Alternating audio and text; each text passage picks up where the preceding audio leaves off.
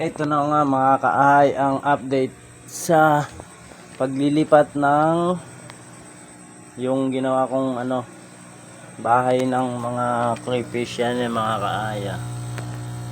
Yan. Ay mga kaahay yan. Wala pa silang bahay kaya lalagay ko dyan.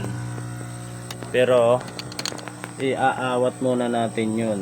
Kukunin ko kaahay mga kaahay. Kukunin. Ayos naman na natin. Ito na nga mga kaahay yung update. Pwede na siyang awatin mga kaahay.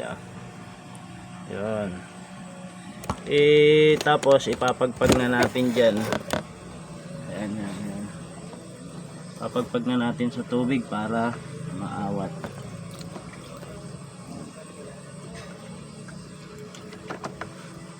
Ganyan lang mga kaahay yung pag-aawat.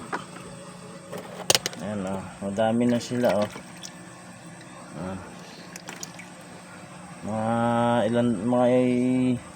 mahigit 100 piraso yan mga kaahay.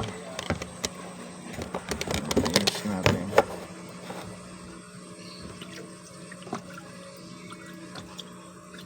Madami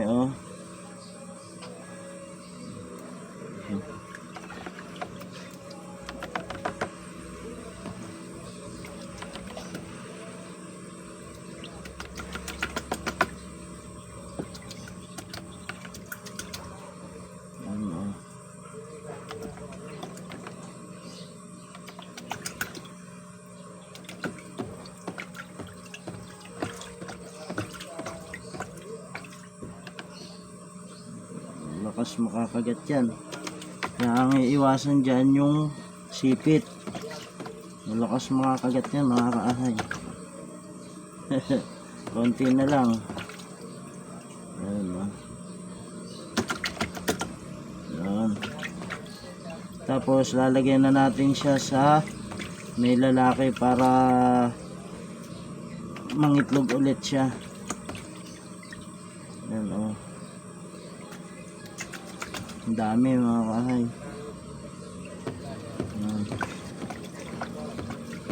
Meron pang konti.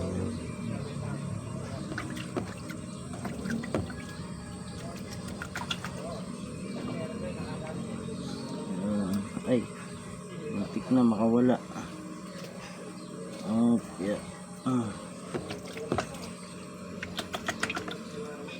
Okay mga kaahay, wala na siya. May konti pa.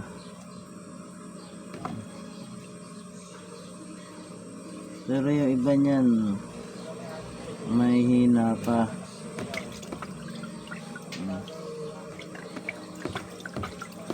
Kung sana silang nagtatanggalan. Yan. Wala na mga kaahay. Ayun siya ngayon dami. Tapos lilipat na natin siya dito sa breederan, sa kondisyonan. Yan.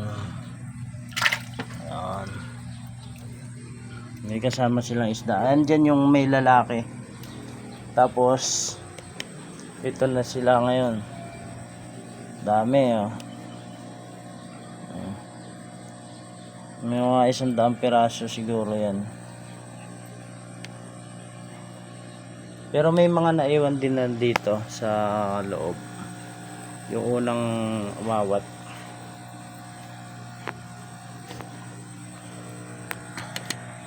Okay mga kaahay.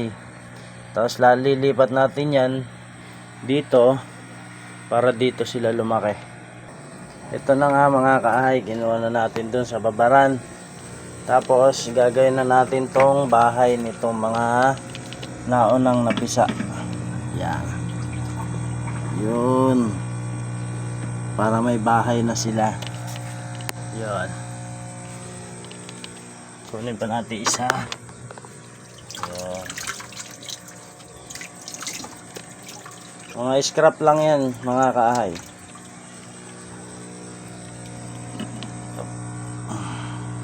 Para mayroon silang mga taguan. Tapos ito namang isa, konti. May hito pa yan mga kahay. Oh. Bali binabad ko lang para maalis yung amoy ng sealant na pinamdikit-dikit natin. Dito ko naman to lalagay. Yup. Yun. Lumabo na mga kahay. Saka natin naman to ilalagay. Yan. Yan.